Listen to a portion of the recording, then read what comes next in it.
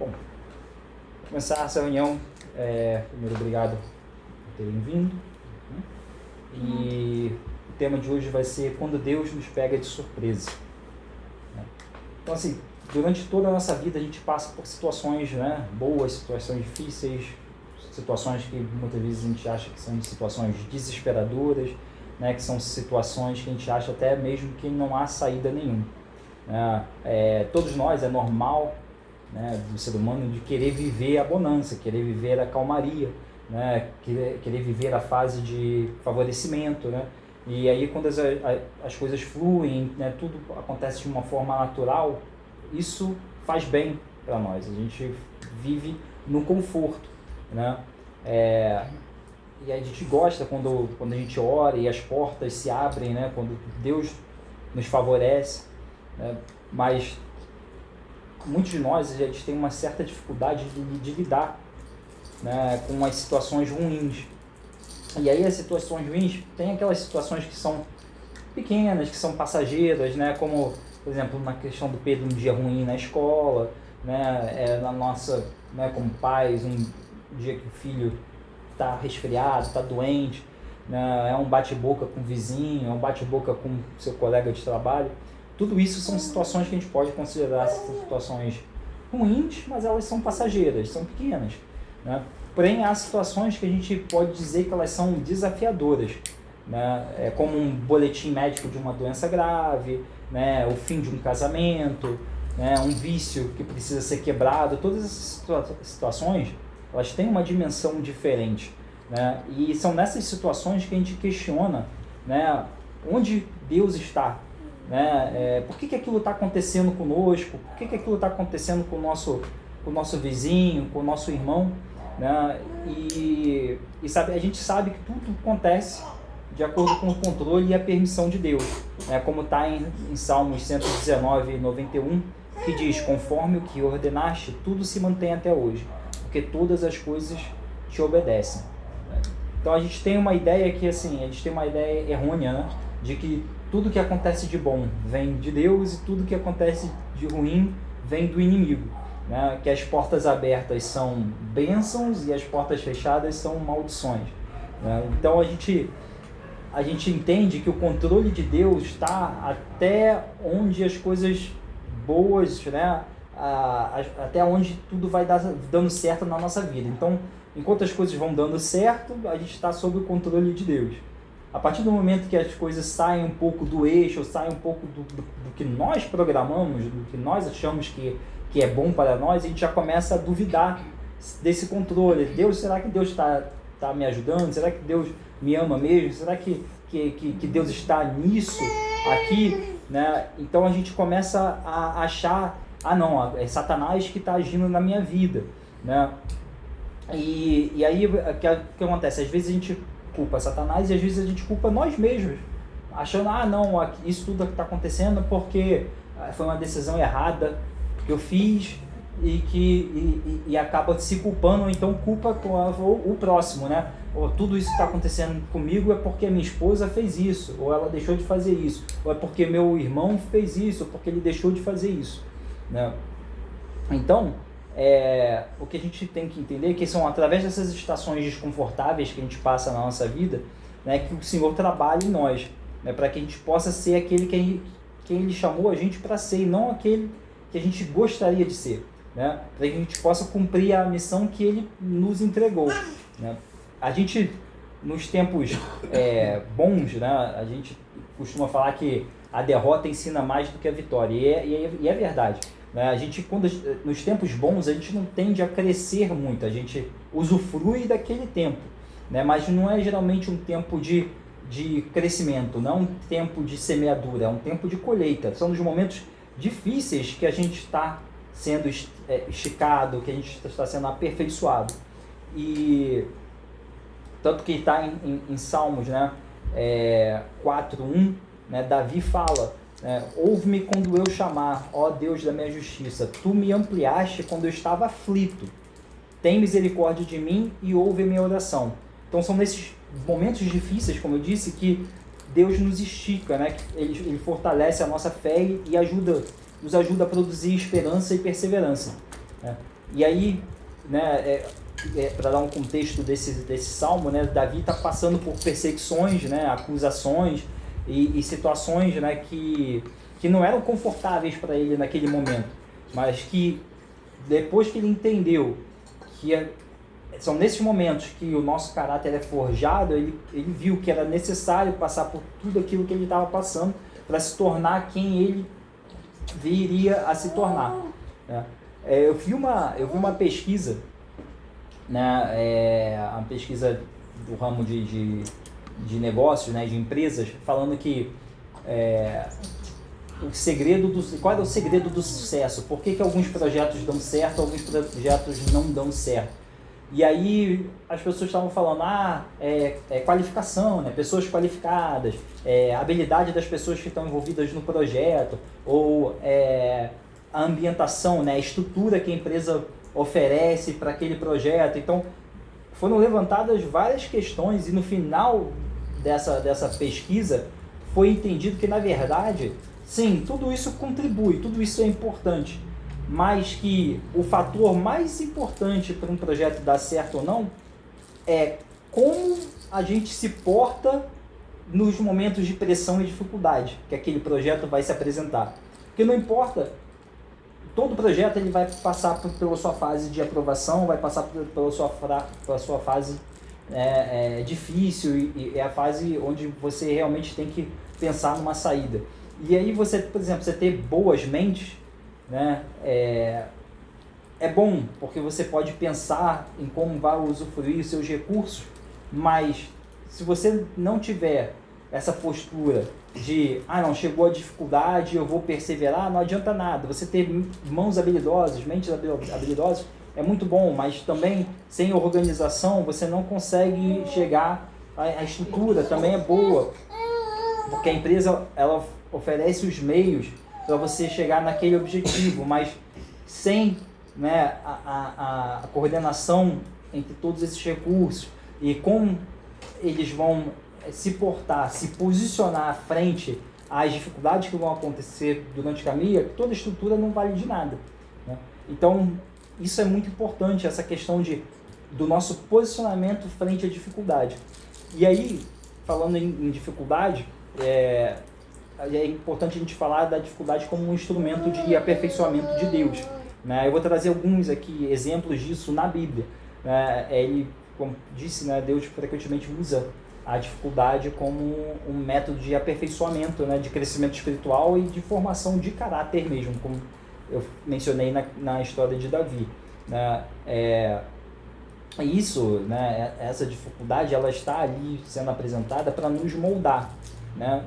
Através dela, né, que a gente tem um amadurecimento da nossa fé, através dela que a gente se aproxima de Deus, né? Não são nos momentos fáceis, na verdade o ideal seria estar sempre próximo de Deus, mas a gente vê muito disso no ser humano, né? Quando as coisas estão indo bem, a gente se acha autossuficiente, a gente acha que está tudo bem, a gente não precisa de Deus, a gente deixa ele no cantinho lá. A partir do momento que a dificuldade chega, a coisa apertou, a gente, vai lá no cantinho, pega Deus ali e fala, estou precisando do Senhor aqui, como se fosse um quebra-galho, né? E que não é.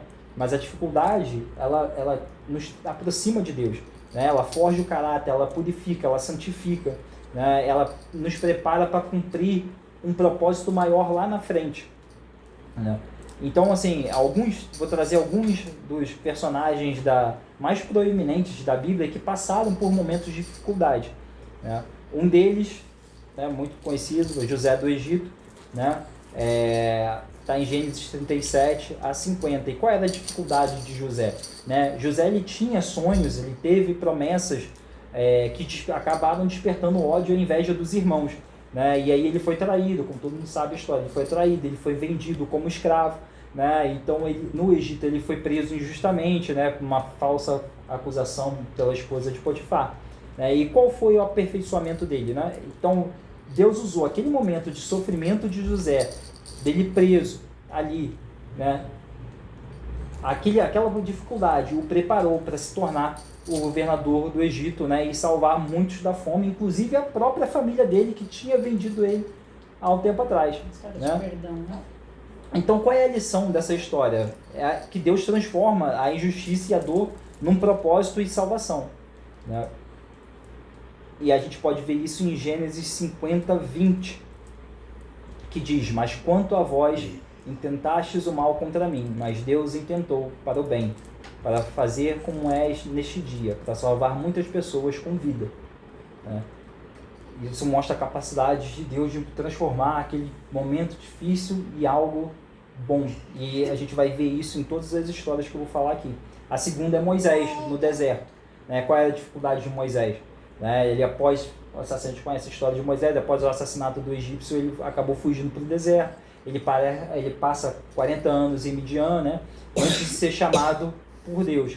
E qual é o aperfeiçoamento? O que aconteceu com Moisés? Durante esse tempo que ele passou, né, serviu o quê? Esse tempo que ele passou no deserto, serviu como um período de amadurecimento e dependência de Deus, né? O que foi fundamental para que ele pudesse ser levantado depois para liderar o povo de Israel, né? E qual é a lição dessa história? A lição é que o momento de dificuldade de Moisés trouxe para ele um isolamento, né? Mas esse isolamento Deus usou para preparar ele como um líder humilde, um líder necessário para liderar o povo de Israel para fugir do Egito, para fugir de Faraó. E a gente vê isso em Deuteronômio 34:10, que diz: e desde então não se levantou em Israel um profeta como Moisés, a quem o Senhor conhecesse face a face.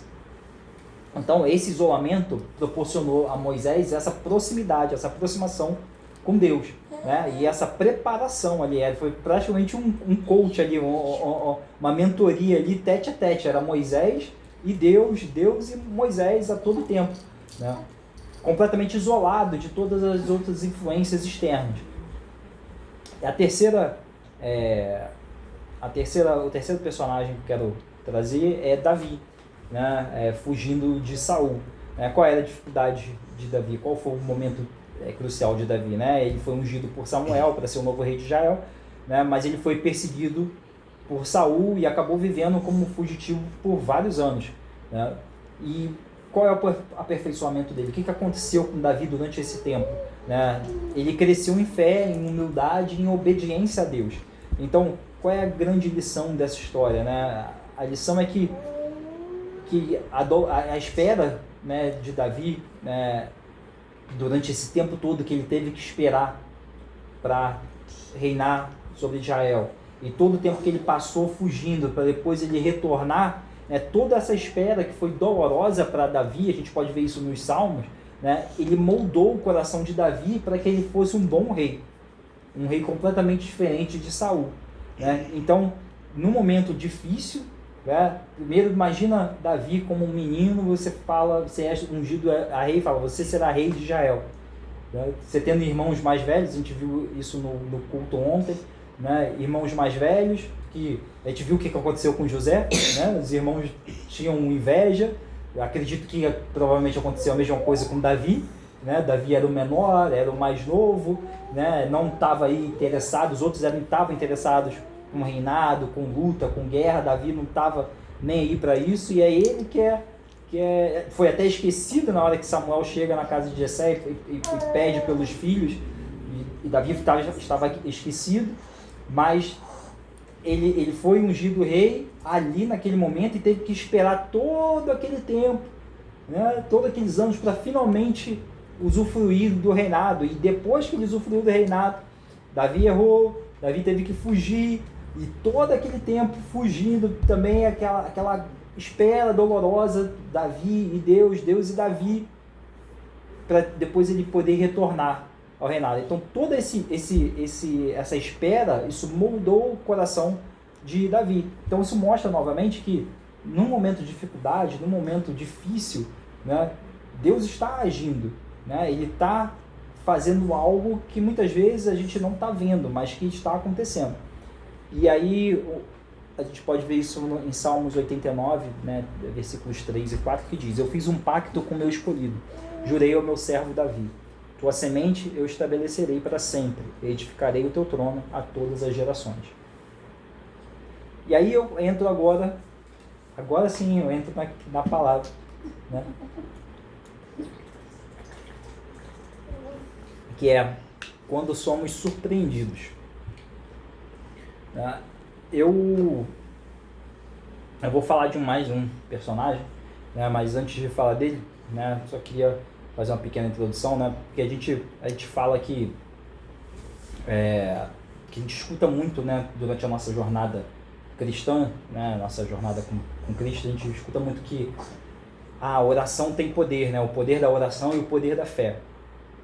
E aí a gente vê, durante o ministério de Jesus, que ele performou inúmeros milagres, né, porém a maioria desses milagres estava condicionado ao tamanho da fé da pessoa que estava recebendo aquela bênção, né? Então a gente acredita que Deus ele pode mudar a nossa história. Ele pode realizar desejos, que ele pode prover de forma sobrenatural, que ele pode curar, libertar, quebrar cadeias, né? E a gente acaba alimentando, né, muitos sonhos que a gente passa a pensar que a gente precisa daqueles sonhos que a gente está alimentando para ser feliz, né? E aí a gente vai, né, direto ao trono do Senhor, a gente se quebranta, a gente se ajoelha, ora, e a gente pede com fé e esperança de que por aquele sonho que a gente quer, e a gente tem a fé que ele vai atender, né? E aí muitos se utilizam da passagem de Mateus 7,7, que diz: pede e dar-se-vos-á, buscai e encontrareis, batei e abrir-se-vos-á, né? Mas aí que vem a minha pergunta, e a pergunta da palavra de hoje, né? O que acontece quando nós somos surpreendidos, né? O que acontece quando Deus decide nos aperfeiçoar em meio a tempos difíceis, né? E aí eu quero voltar a falar de um personagem que a gente falou há um tempo atrás, que é Jacó. E aí quando eu falei de Jacó, aqui a gente falou sobre a questão de identidade, eu falei sobre Jacó o único que teve 3 nomes na Bíblia, que Jacó era aquele quem as pessoas diziam que ele era, né? Que Esaú era quem Jacó queria ser, né? E que Israel era quem Deus disse que ele era. E aí eu falei sobre essa questão do início, do nascimento de Jacó agarrado a Esaú, falei sobre a questão da briga dele com Esaú, e eu falei do final, quando ele é mudado o nome para Israel. Mas existe uma lacuna que eu acabei não falando, e é nessa lacuna que eu vou trabalhar, né? Como a gente já sabe, né, Jacó é filho de Isaac e Rebeca, né? Ele foi sempre reconhecido por quê? Por querer ganhar vantagem em cima dos outros, né? E aí um dos alvos, né, dessa malandragem de Jacó foi o seu irmão Esaú. E aí o que acontece? Jacó engana Esaú, né? E depois ele é descoberto, e aí o Esaú tem que fazer o quê? Meter o pé. Ele tem que fugir, né?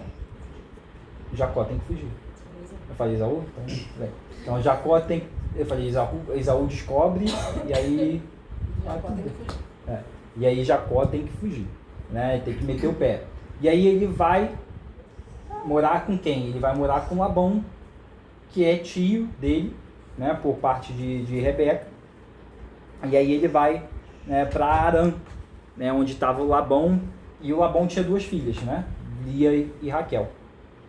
E aí é muito interessante porque a Bíblia descreve, e ela é interessante isso porque a Bíblia não descreve muito qualidades físicas, né, ela descreve mais a personalidade e a questão espiritual das pessoas, né, a questão da fé e tal. Mas nesse caso aqui, a Bíblia é bem específica na descrição das 2, né? Diz que Raquel era linda, era formosa, ela chamava atenção, ela era desejada, ela era atraente, né?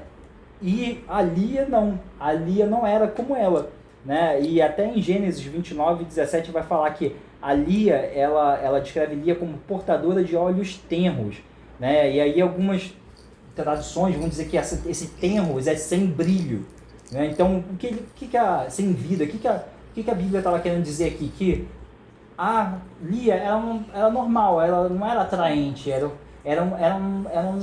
um olhar xoxo, ela não tinha nenhuma atração, nenhuma beleza física nela, né? E aí vai ter alguns estudiosos que até levantam a questão dessa descrição dos olhos ser algum problema de estrabismo, enfim, vamos dizer inúmeras coisas, mas o cerne da questão aqui é dizer que Lia era completamente o oposto de Raquel, né? Enquanto uma era uma coisa desejosa, a outra era uma coisa que a gente não queria tanto, né? E aí, quando Jacó chega lá e ele começa a trabalhar para Labão e ele conhece as duas filhas de Labão, ele logo se apaixona por quem? Por aquela visão atraente, aquilo que chama a atenção. Então ele se apaixona por Raquel. E aí o que acontece? Ele chega para Labão e fala: olha, eu gostei de Raquel, queria casar com ela. Labão fala: pois não, só que você vai precisar trabalhar, né, por 7 anos para mim, e ao final, término desse período, eu vou te dar a mão de Raquel e você vai ter o que você queria. Então o que acontece? Né? Jacó trabalha por 7 anos, né? Imagina, 7 anos trabalhando por causa de uma mulher, né? Mas não era por causa de uma mulher, era um sonho dele, né? Então, isso nos ensina que muitas vezes a gente sonha com as coisas e a gente quer de imediato, né? A gente sonhou hoje, eu quero amanhã, né? E Deus, eu acredito que Deus pode fazer, Ele pode fazer até no mesmo dia que você sonhou, só que as coisas não são assim. Muitas vezes elas não são assim, e a gente tem que entender que tudo acontece no tempo de Deus. E aqui Jacó precisou, e ele não foi questão somente de esperar por 7 anos, ele teve que trabalhar, ele teve que suar, ele teve que fazer um esforço por 7 anos para alcançar aquilo, né, que ele queria, aquela recompensa.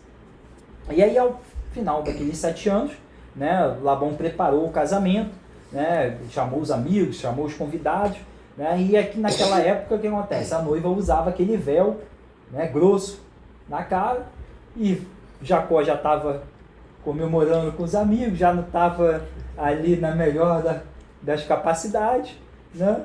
No final da noite, ele levou a esposa dele para o quarto e ali ele consagrou o casamento. E aí no dia seguinte ele acorda, quando ele olha, não era Raquel, era Lia, né? E aí o que acontece? Ele fica extremamente decepcionado, ele fica nervoso e ele vai discutir com Labão. Ele vai falar: não foi isso que eu pedi, não foi isso que eu queria.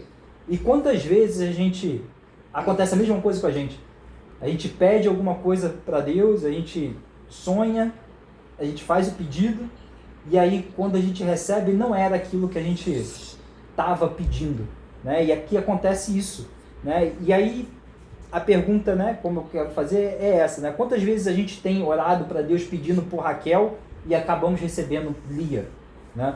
E aí como Jacó, a gente fica também decepcionado e a gente se sente no direito de questionar Deus e falar: nossa, eu trabalhei duro, eu esperei, eu fiz a coisa certa, né? Eu estava esperando por Raquel, né, que são bênçãos, promoções, né, provisão abundante, milagre, né?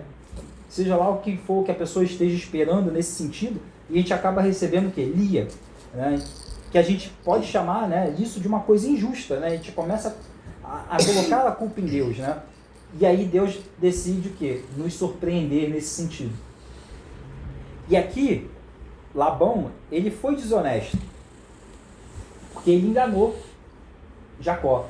Mas aqui também, para quem conhece a história de Jacó, aqui foi, na verdade, Deus curando Jacó. Porque Jacó, ele sempre foi o quê? Conhecido como enganador. Ele sempre enganava as pessoas. E aqui é a primeira vez que ele é enganado. E aí ele sente o peso de enganar os outros. E é aqui que a chave vira em Jacó. E ele entende o que ele tinha feito durante toda a vida dele. E é aqui que Deus usa para essa situação para curar Jacó, transformar ele. Mas existe uma coisa que é importante dizer, que sim, Labão mentiu, mas em defesa de Labão aqui, nessa época, um pai honroso era aquele pai que olhava para a filha mais velha.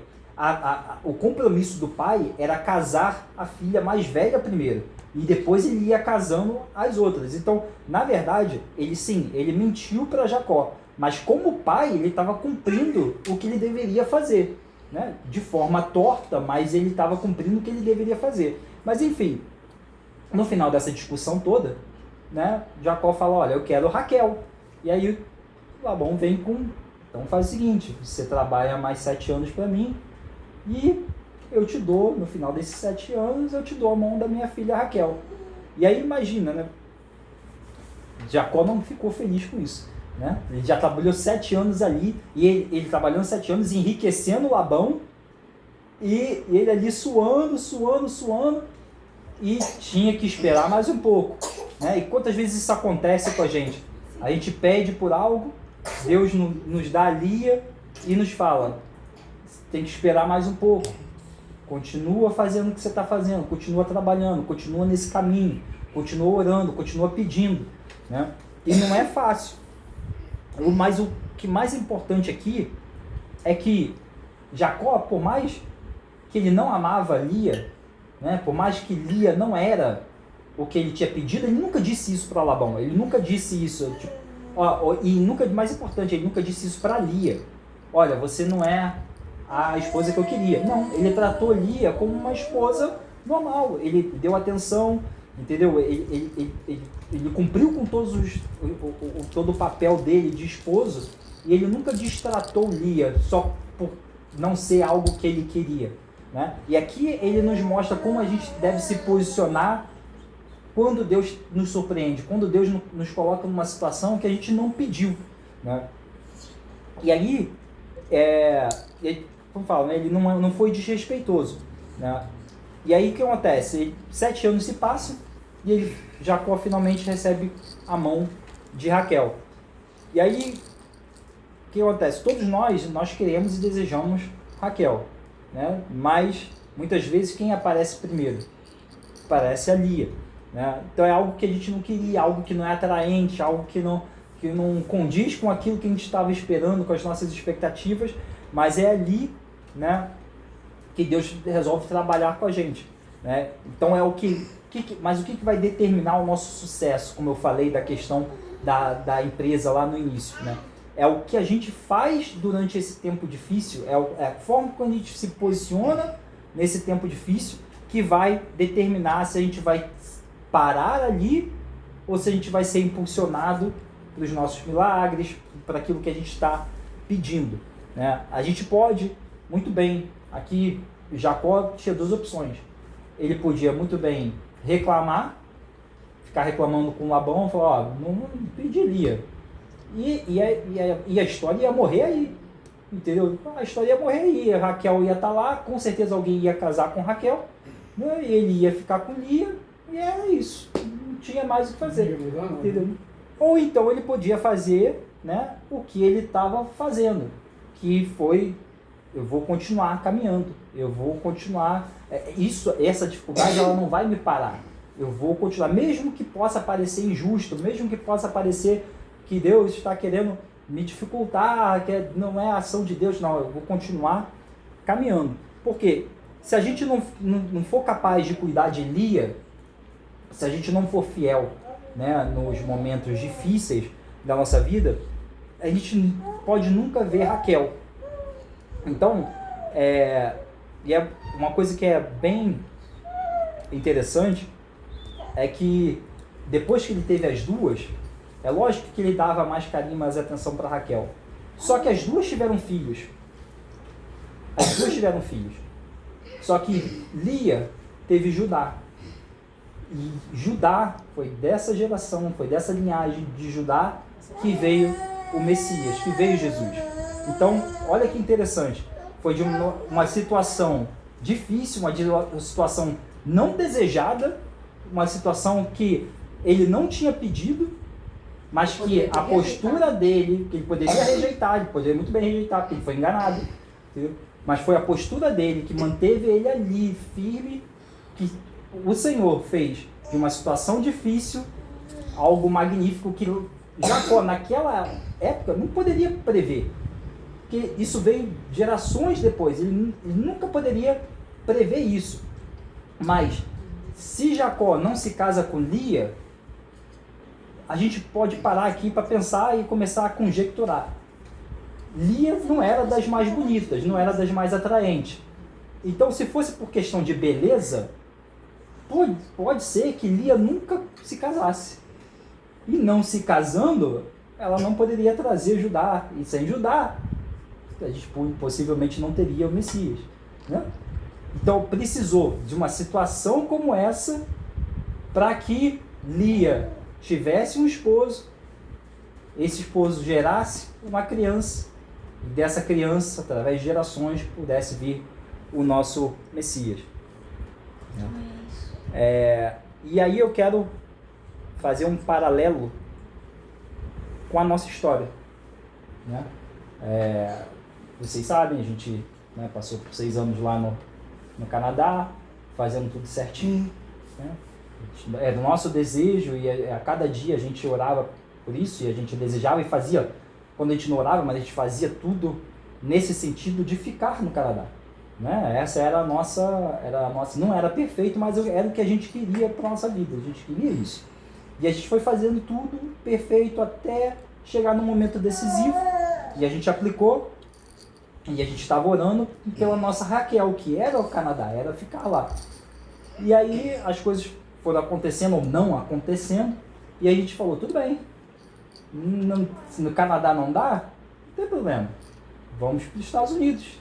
Uma Raquel ainda mais bonita ainda, né? Então acontece, eu vou me casar com Raquel aqui nesse frio do cão. Não, eu vou casar com a Raquel, eu vou ali para a praia, ali numa boa, né? Então a gente falou, Estados Unidos. E olha que legal, eu falei, bom, vou para os Estados Unidos e eu vou estudar o quê? Teologia. Aí eu falei, agora que Deus vai abrir mesmo as portas. Porque eu vou estudar teologia, vou estudar a palavra dele, né? A gente fez tudo certinho aqui, de repente a gente está fazendo isso porque Canadá não é melhor para a gente, ele tem uma coisa melhor para a gente ali, né? Na Flórida, então vamos para lá. E aí a gente começou a ver a questão de aplicação, dava certo, aí o problema era a questão de tempo, a gente falou, nossa, não tem tempo para a questão do visto, porque a minha faculdade, eu fiz a aplicação para a faculdade de teologia, eu fui aceito, que precisava fazer uma carta, se apresentar e falar das intenções, porque tinha uma vaga, um número de vagas restrito. E aí, lá, para algumas faculdades, não é questão de prova, é questão do seu currículo. Eles analisam o seu currículo para saber o que você faz, o que você já fez, né? Se você não está envolvido em nada de ruim. E aí eles vão pegando essas pessoas que eles acham que tem uma tendência, né, a carregar aquilo, não estão ali só para estudar, vão estudar e levar aquilo para frente. E aí eu passei nessa questão, a minha carta foi aceita, expliquei toda a situação da família e tal, não sei o que, a carta foi aceita, e aí a faculdade ia começar tipo 1 mês depois. E aí eu falei assim, bom, agora falta o visto, só que o visto demora muito tempo. E aí eu coloquei isso na mão da advogada, e aí a advogada falou assim, pode deixar, eu vou tentar fazer aqui para você. Eu falei, olha, mas faz com caráter de emergência, porque a faculdade começa daqui a 1 mês, a gente precisa desse documento na mão e tal.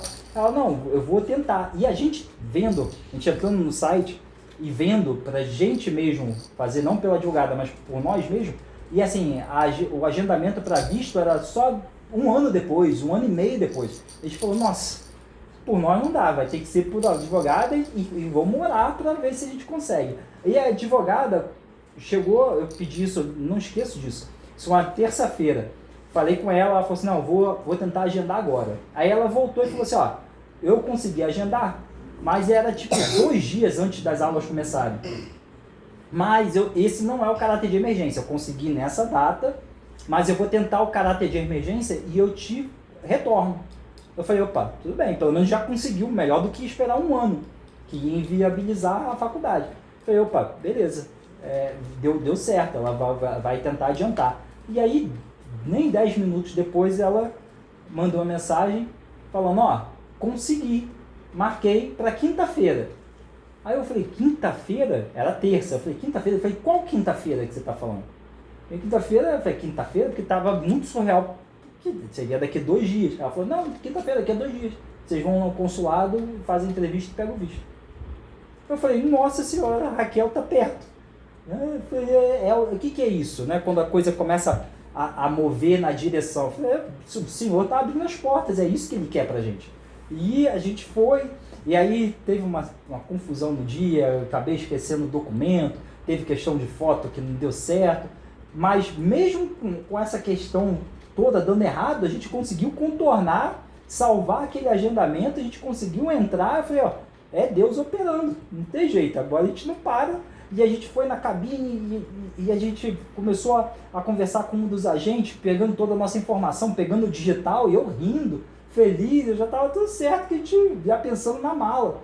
O que eu vou botar na mala, o que a gente vai levar, o que a gente vai ter que dar, o que a gente vai ter que tentar vender, e eu já estava pensando nisso. Aí, no final desse processo todo, eu falei assim, cadê o carimbo, né? Ela falou assim, agora vocês vão pegar esses documentos e vão entrar na filinha ali. Eu falei, rapaz, é com uma outra pessoa? Eu falei, tudo bem, vamos lá, né? Já estava garantido, já estava tudo dando certo. Chegou lá, a agente, né, do governo fez 3 perguntas sem olhar para minha cara e falou, visto negado. Aí eu falei, ué, quem apareceu? Você falou? Sei o que você fala. Sem entender. Quem apareceu na nossa vida? Lia. Foi aí que...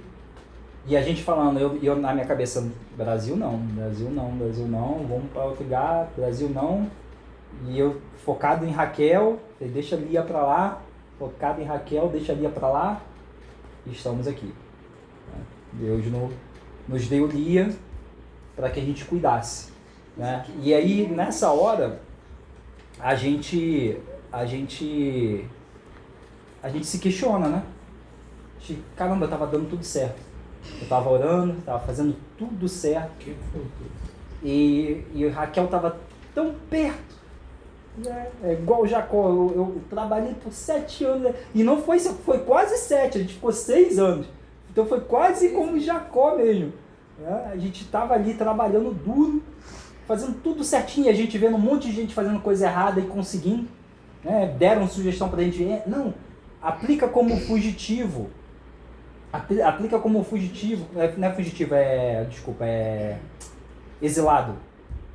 Aplica como exilado do Brasil que você vai conseguir, e gente conseguindo dessa forma. Como se estivesse em guerra, né? Refugiado. Refugiado. Aplica dessa forma, aplica disso aqui, fica aqui mesmo depois e tenha. Então, várias pessoas tentando de forma, a gente, não, vamos fazer tudo certinho, e a gente fez tudo certinho, e as portas foram fechadas. E aí, o que acontece? O que a gente precisa entender aqui? Foi Satanás que fechou as portas? Não foi. Né? Foi Deus nos colocando, nos confiando Lia, colocando Lia nas nossas mãos e falando assim, cuida dela. Ela precisa de cuidado, cuida da Lia. E aí o que acontece? Não é difícil. Né? Isso, a gente precisa se manter fiel nesses momentos, é muito difícil, né? Principalmente para mim. E aí é aí que Deus começa a trabalhar, porque eu tinha essa questão do orgulho de não querer voltar para o Brasil, e eu falei várias vezes, eu não volto, talvez só para visitar, mas eu não volto, e Deus falou assim, não, se você não cuidar de Lia, você não vai ver Raquel. Então ele nos trouxe para cá. Né? E glória a Deus, porque ele tem trabalhado, né? E aí essa questão, né? Lidar com Lia não é uma opção, é uma necessidade. Né? Muitas vezes a gente acha que a Lia está ali, né, para parar a gente, né? Mas na verdade ela está para impulsionar. Só que muitas vezes a gente, né, não consegue entender isso. E aí o que acontece? A gente precisa usar, né, esse exemplo de Jacó, né, como eu falei, ele não cuidou de Lia com amargura, né? Ele fez o que era certo no momento mais difícil. E é isso que separa né? As pessoas que conseguem alcançar o propósito delas, das pessoas que apenas navegam, entendeu? E navegam à deriva e não chegam a lugar nenhum, né? Sabendo fazer, né, o que é certo no momento mais difícil. E aí em Lucas 9:23 diz, né, Jesus dizia, né, a todos: se alguém quer vir após mim, negue-se a si mesmo e tome cada dia a sua cruz. E é aqui, né, que é interessante, porque a gente sempre ora por quê? Por bênçãos, milagres, né? A gente nunca ora pela cruz. Ninguém ora pela cruz, ninguém pede uma cruz, né? Mas o Senhor já disse: toma a sua cruz. A gente tem que tomar a cruz. Só que ninguém ora pela cruz, porque a cruz não é uma coisa desejável. A cruz é igual Lia. Ninguém queria Lia. Não é algo desejável, não é algo atraente, né? Só que a cruz tem um símbolo por trás disso. Por quê? Né? A cruz, ela não foi o ponto final de Jesus. Existia uma promessa por trás da cruz. E aí quando Jesus diz que nós devemos tomar a nossa cruz, ele não está apontando para o nosso final, ele não está apontando para o fim da nossa história. Na verdade, ele está apontando para o momento que a nossa história vai virar. É o momento de transição da nossa história, né? Por quê? Porque por trás de toda a cruz existe o quê? Uma ressurreição. Entendeu? Então, a pergunta que fica aqui e que eu queria fazer é: a gente entende a história de Cristo, a gente confia nele, a gente entende, a gente acredita, né? A gente confia em Cristo. A pergunta que eu deixo aqui é: será que Cristo pode confiar em você? Né? Será que ele pode confiar que você vai ter a postura correta nos momentos mais difíceis? Né? Será que ele pode confiar que você vai cuidar bem da Lia antes de receber Raquel? Né? E aqui, quando eu falo isso, a Raquel não é garantia, né? E essa é a beleza de tudo, porque a gente fazer algo sabendo da nossa recompensa, não vou dizer que é fácil, mas é reconfortante, por mais que isso demore, porque você sabe que no final você vai ter aquilo que você queria, né? E aqui eu fico pensando em Jacó, né? Aí você vai falar: mas ele trabalhou mais 7 anos, né? 14 no total, para ter Raquel, mas ele sabia que ia ter Raquel. Não, ele não sabia. Labão enganou ele uma vez, ele poderia enganar ele de novo, e falar em enganação, Jacó conhecia bastante disso, né? Então, não era garantido que ele iria receber Raquel, né? Labão poderia enganar ele novamente, mas ele mesmo assim, ele confiou, né? Ele trabalhou por mais 7 anos numa propriedade que não era dele, ou seja, a riqueza gerada não foi para ele, foi para Labão, né? Mas mesmo assim, no momento mais difícil, ele cuidou de Lia, ele cuidou de Raquel, e ele recebeu Raquel no final. E aí, para fechar, né, o que é interessante é que no final da vida de Jacó, ele volta, né? Ele volta para a terra dele, ele se reencontra com Esaú, e aí ele vai ter vários filhos, e aí quando ele está para morrer, ele reúne os filhos dele todos, né? E ele abençoa os filhos, cada um deles. E aí ele diz, né, que ele deixa um comando, um desejo para os filhos, né, aonde ele queria ser enterrado. E aí ele diz: me enterre ao lado de Lia. Ele não pede para ser enterrado do lado de Raquel. Ele pede para ser enterrado ao lado de Lia, que era onde estavam os pais dele. Lia foi enterrada lá, e não Raquel. Isso me faz pensar que o quê? Que no final das contas, no final da nossa vida, né, não são as coisas que a gente desejava, não são as coisas que a gente almejava que vão fazer a diferença, sabe? Não são essas coisas que vão nos dizer quem nós somos, sabe? O que vai dizer quem nós somos é aquilo que aconteceu conosco, que foi responsável por forjar o nosso caráter, né? E Jacó, no final da vida, ele reconhece isso, que ele não seria quem ele era se Lia não estivesse na vida dele, se não fosse aquele momento, né, daquele momento de dificuldade que ele passou, né, aquilo forjou o caráter dele, né? Foi Lia, foi a questão de ser enganado e ele passou a vida enganando. Então, aquele momento dele, e não só o momento, porque o momento muitas vezes vai aparecer nas nossas vidas, né? É o nosso posicionamento, é o que a gente faz nesses momentos, e a postura que ele teve, né, a hombridade que ele teve nesse momento foi o que fez toda a diferença na vida dele, né? E na verdade nas nossas vidas, porque como a gente viu, foi através de Lia, de uma situação indesejável, uma situação que não era atraente, que não era aquilo que ele sonhava, que veio a nossa salvação. Foi dali que veio Judá, e foi dali que veio a tribo, que por gerações depois nos trouxe Jesus, nosso Messias, e o resto da história, estamos aqui, né? Então, é isso, né? Muitas vezes a gente não consegue enxergar, né, qual vai ser o resultado dessa situação que a gente está passando. E agora eu trago de novo para nós aqui. A gente não sabe, né? A gente não tem planos, a gente não sabe, a gente está cuidando de Lia, né? Lia está aqui, né? Então a gente busca o quê? Não murmurar, não reclamar, né? Sermos fiéis, para sermos colocados, fiéis no pouco, para sermos colocados no mundo, né? Nós sabemos que Raquel está aí no mundo, né? Ela está sendo preparada, né?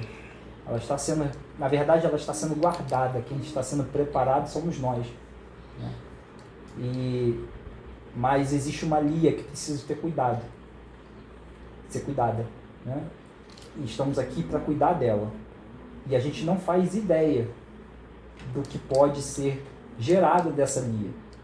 Mas nós temos a certeza que no final das nossas vidas, a gente vai poder dizer: me enterre ao lado de Lia, né?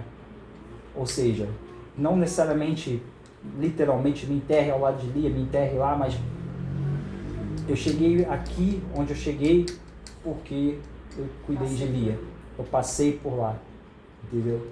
Então, a mensagem que eu quero né, passar aqui é: não rejeite as dificuldades, não faça das dificuldades seus obstáculos. Na verdade, as dificuldades, elas são molas que nos impulsionam para um lugar que nós não sabemos, um lugar que pode ser muito melhor do que aquele que a gente desejou, né? E que Deus, ele está no controle. O nosso Deus, ele é o mesmo Deus nas situações boas, nas situações ruins, e que nada foge do controle dele, né? E se ele nos confiou Lia, que assim seja. Glória a Deus. Vamos cuidar de Lia até onde for necessário. E se um dia Raquel vier, que a gente não esqueça de Lia, não esqueça do que a gente passou, não esqueça do que a gente aprendeu, que a gente possa honrar esse tempo também. Amém? Amém.